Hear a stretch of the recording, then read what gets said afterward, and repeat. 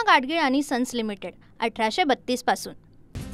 साखर कारखान्यांकडून 15 रुपये कपातीच्या मंत्रिमंडळ समितीच्या निर्णयासंदर्भात राज्य सरकारकडून सहकार्याची अपेक्षा। माजी सहकार मंत्री बाळासाहेब पाटील यांची प्रतिक्रिया। जायकवाडी आणि माजलगाव प्रकल्पातून पाण्याचा विसर्ग सुरूच। गोदावरीचं पाणी परभणीच्या शिरसी गावात शिरलं। प्रशासनाची मदत मिळत असल्याचा ग्रामस्थांचा आरोप। नाशिकच्या निफाडमध्ये द्राक्ष उत्पादक शेतकरी चांगलेच आक्रमक। उगावमधील विनिता नदीच्या पाण्यात उतरून शेतकऱ्यांचं जलसमाधी आंदोलन। द्राक्ष बागांचे सरसकट पंचनामे करावेत, ओला दुष्काळ जाहीर करावा, शेतकऱ्यांची मागणी। पुण्यात ओला दुष्काळ जाहीर करण्याच्या मागणीसाठी ज्येष्ठ समाजसेवक डॉक्टर बाबा आढाव यांचं आंदोलन। पुणे स्टेशन या ठिकाणी गांधीजींच्या पुतळ्याजवळ आंदोलन। शासनाने पूरग्रस्त नागरिकांना मदत करण्याची आढाव यांची मागणी। साताऱ्यातील शिंदेंच्या शिवसेनेकडून पूरग्रस्तांना मदत जाहीर। मंत्री शंभूराज देसाई यांच्याकडे 1,11,000ची मदत सुपूर्द। आमदार रोहित पवारांकडून लातूर जिल्ह्यातील नुकसानग्रस्त भागाची पाहणी। कर्जमाफीसह हेक्टरी 50,000ची मदत तसेच ओला दुष्काळ जाहीर करा, रोहित पवारांची सरकारकडे मागणी। रायगड जिल्ह्यातील अलिबाग, रोहा, मुरुडसह अनेक तालुक्यांमध्ये झालेल्या अतिवृष्टी शेतीला फटका। शेतकऱ्यांना तात्काळ नुकसान भरपाई द्या, शेतकरी कामगार पक्षाच्या प्रवक्त्या चित्रलेखा पाटील यांची मागणी। आता पुढची 2 महिने राजकारण नको, शेतकऱ्यांसाठी प्रसंगी विरोधकांसोबत मिळून एकत्र आंदोलन करू, भाजपचे आमदार संभाजी पाटील निलंगेकर यांचं वक्तव्य। मांजरा नदीचं पाणी शेतात शिरल्यामुळे अंबाजोगाईतील शेताला तळ्याचं स्वरूप। पिकांसह शेतातील सौर ऊर्जा पंपाचंही नुकसान। तात्काळ पंचनामे करून योग्य तो मोबदला देण्याची मागणी। जळगावच्या मुक्ताईनगरमध्ये राजकीय पक्ष शेतकऱ्यांना न्याय मिळवून देण्यासाठी सरसावले। ओला दुष्काळ जाहीर करून शेतकऱ्यांना हेक्टरी 1,00,000 रुपये अनुदान देण्याच्या मागणीचं निवेदन। पैठण आणि माजलगाव प्रकल्पातून पाण्याचा विसर्ग सुरूच। परभणीच्या शिरसीमध्ये पाण्याखाली गेलेलं आहे हे संपूर्ण गाव, तर प्रशासनाकडून मदत मिळत नसल्याचा ग्रामस्थांचा आरोप। धुळे जिल्ह्यात मुसळधार पावसामुळे शेतीचं मोठं नुकसान, मात्र पंचनामे करण्यास प्रशासनाची टाळाटाळ। शेतकऱ्यांकडून तीव्र नाराजी व्यक्त। तातडीने पंचनामे करण्याची शेतकऱ्यांची मागणी। परभणीच्या नाथराळ गावात गोदावरीच्या पुराच्या पाण्यात शेती पिकांचं प्रचंड नुकसान। शेतीचं नुकसान झालेल्यानं शेतकरी आता संकटात। दिवाळी दसरा साजरा कसा करायचा, शेतकऱ्यांसमोर सवाल उपस्थित। वाशिम जिल्ह्याला अतिवृष्टीचा मोठा फटका। जिल्ह्यामध्ये खरीप हंगामातील 793 गावांची पैसेवारी, सरासरी 47 अशी जाहीर। जून ते सप्टेंबर या कालावधीमध्ये जिल्ह्यात 5 ते 6 वेळा अतिवृष्टी। जालन्यातील 3 महिन्याच्या नुकसानीचा अहवाल शासनाकडे सादर। पावसामुळे 725 गावातील 3,37,000 हेक्टरवरील शेती बाधित, तर 4,51,000 शेतकरी बाधित झाले असून 301 जनावरं दगावल्याचा अहवाल समोर। बीडच्या अंबाजोगाईमध्ये सोयाबीन काढणीला सुरुवात, मात्र 5 दिवसानंतरही सोयाबीनच्या पिकात पाणी साचून असल्यानं पिकांचं मोठ्या प्रमाणात नुकसान। सोयाबीनला 8,000 रुपये भाव द्यावा, अनुदान नको, शेतकऱ्यांची मागणी।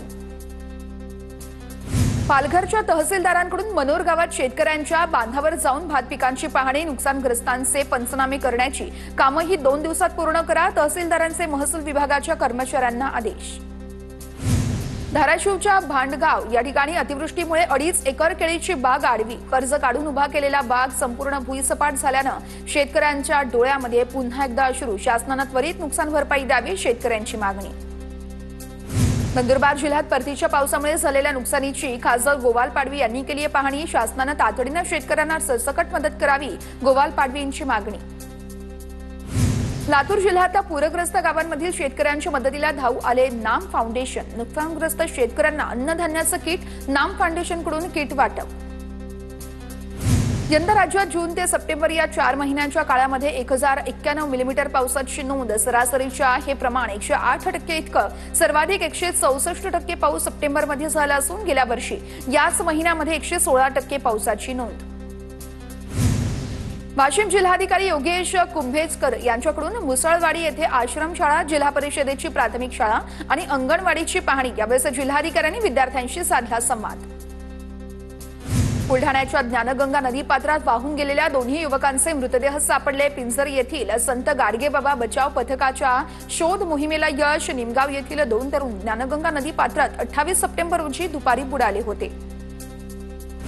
पुण्यातील कानगाव या ठिकाणी 14 दिवसांपासून सुरू असलेलं आंदोलन स्थगित माजी आमदार रमेश अप्पा थोरात यांच्या मध्यस्थीने धरणे आंदोलन तात्पुरतं स्थगित केल्याची माहिती।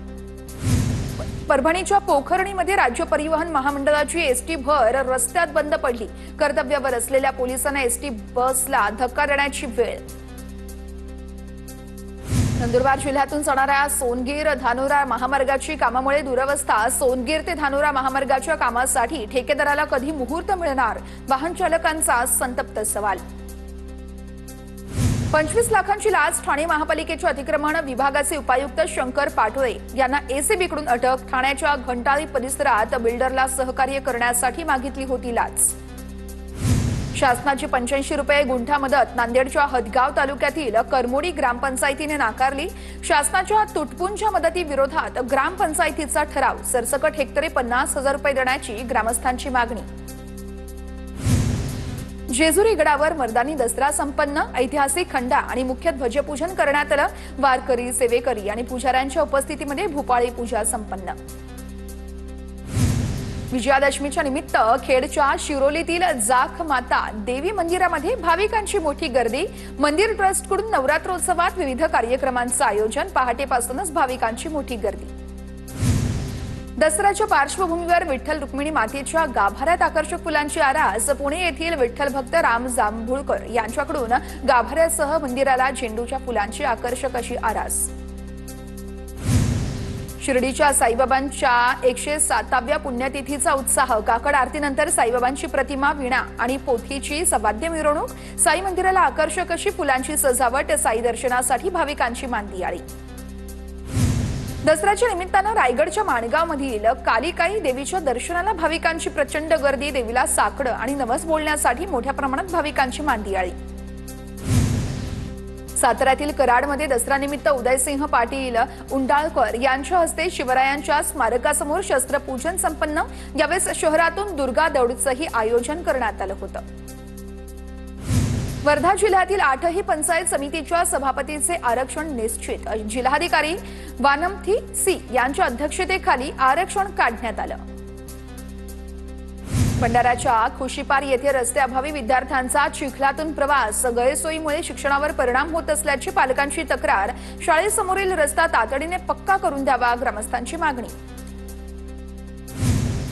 सिंधुदुर्ग कणकवली या उड्डाणपुलाची एक लेन बंद असल्यानं वाहतुकीवर परिणाम। 6 ते 7 वर्षांपासून देखभालीच्या नावाखाली पुलाचं काम अद्यापही कोणत्या ठोस उपाययोजना नसल्यानं वाहन चालकांना मनस्ताप। भंडाऱ्याच्या केसलवाडा ग्रामपंचायतीकडून एक पेड माँ के नाम उपक्रम। ग्रामपंचायतीच्या वतीनं गावात 10,000 झाडांची लागवड। उपक्रमाला नाना पटोले यांचीही उपस्थिती। सोमनाथ सूर्यवंशी मृत्यू प्रकरणातील निलंबित पोलीस कर्मचाऱ्याकडून पोलीस शिपायाला मारहाण। मारहाणीमध्ये नवीन भरती पोलीस शिपाई जखमी पोलीस शिपायावर सामान्य रुग्णालयात उपचार सुरू। उल्हासनगरमध्ये गरब्याच्या कार्यक्रमात शिवसेना शाखा प्रमुखावर बंदूक रोखली। मध्यस्थी केल्यानं चिडलेल्या गुंडाकडून हवेत गोळीबार। तक्रारीनंतर पोलीस ठाण्यात गुन्हा दाखल। पूना गाडगीळ आणि सन्स लिमिटेड 1832 पासून